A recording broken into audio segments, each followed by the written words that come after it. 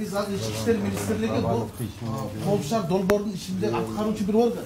Bunlarga sürodun verişinde duracak.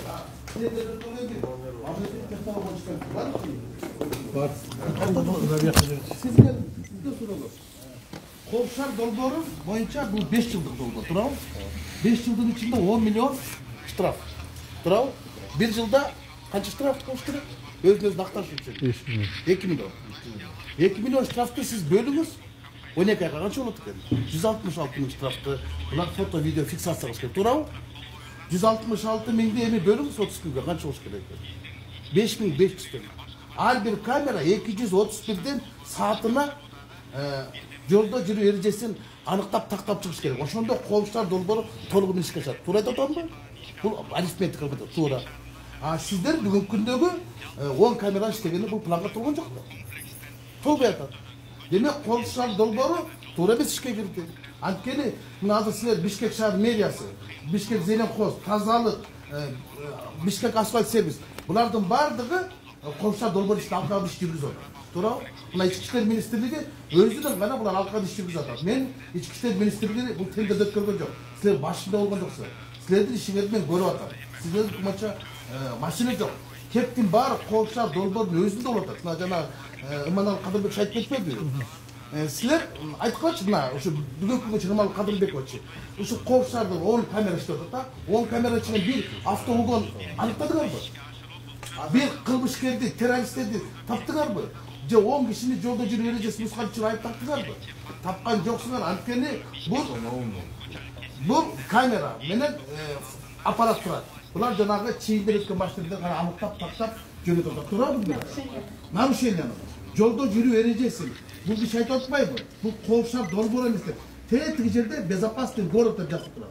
Городду тескерисин окусаңар, не болот? Дорог. Это безопасность дорог. Никакой город. Шаардык коопсуздук жөнүндө маселе жок. Аэропортто камера жок.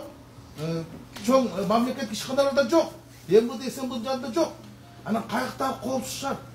Бул коопсуз жол. Долбоор президенттин башындагы, өкмөт башчынын башындагы, элдин башында айлантыңар да. Бул маселен 10 миллион штраф, минимальный штраф 1000 сомдон болгондо канча болот? Это 10 миллиард сом. Туурабы? 10 миллиард сомго рассчитан проект бул. Долбоор 10 миллиард сомго. Ошол 10 миллиард сомдун 2,5 миллиард сомун Vega Concern деген жана тендерди утулган компания алат. Туурабы? Туура айтып атамбы мен? Туура. Мына ошол калган 7,5 миллиард акчаны МВД алат, мэрия алат, ИСМ алат. Эң эле аз акчаны Кыргыз поштасы алат. Туурабы? 16 сомдон ар бир жанагы бактылууга жеткизген үчүн. Туурабы? Туура айтып атамбы? Муну ким төлөйт? Бюджеттен бир тыйын бөлмөйт. 10 миллиард сомдун бардыгы мынагу окшогон карапайым элдин чөнтөгүнөн чыгат. Маселен ошо жана жолдо жүрүү эрежесин бузган адамдар мамлекеттик органдарды багат да. Кептин баары ушуда болот. Элдин жини кирген ушуда болот. Анан кийин мына азыр 10 гана аппарат АПК турду да. 10 АПК турду. 10 АПКны 35 миллион доллар. Бул долбоордун баасы. 35 миллион доллар.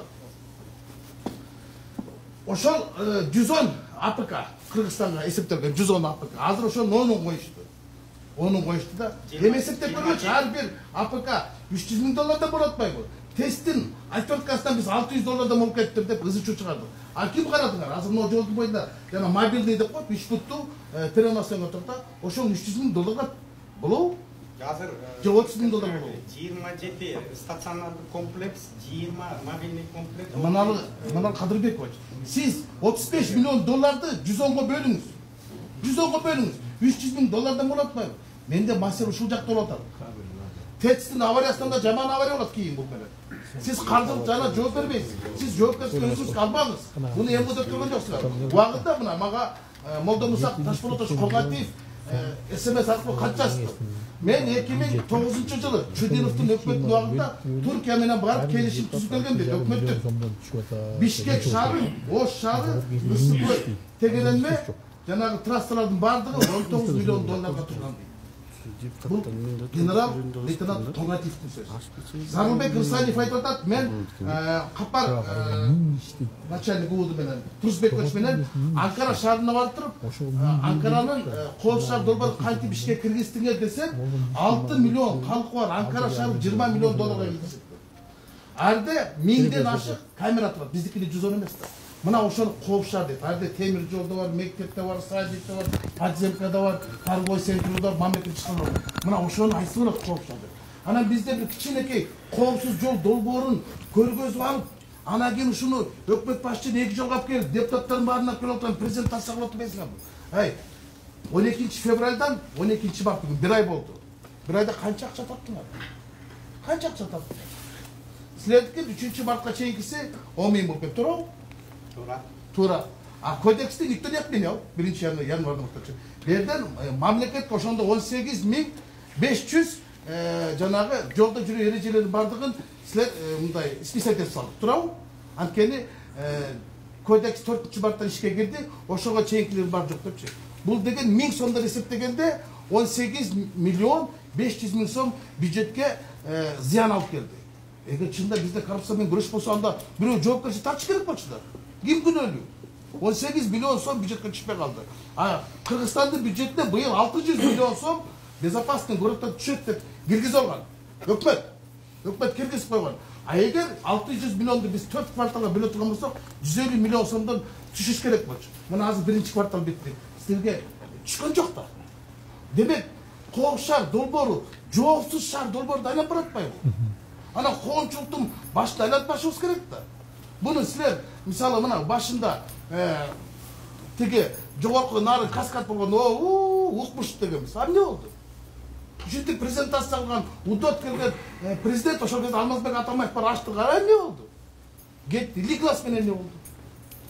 Ликлас менен эмне болду? Мына бул деле долбоор ушундай долбоор. Анан силер жөн эле нолдан ондай деп туруп, ана коомчулуктун башты айлап, ана депутаттарды, министрлерди бизди мындай пайдаланганыңарды токтоткула. Керек болсо, Кооп шаар долбоору толук кандуу ишке кирген жок. Бега концерн аткара турган жумуштарын Бишкектин мэриясы кылып атат. Мына силер кылып атасыңар. Инфаком кылып атат. Чын айтканда. Акробаткан инфаком мурунда даярдап койгон. Баардыгын ошол даярдап коюп чыган болчу. А тигилер келди, штрафтан акчаны чыгартат, 10 миң кетет. Эл төлөйт, бийлик төлөбөйт, өкмөт төлөбөйт, бюджет төлөбөйт.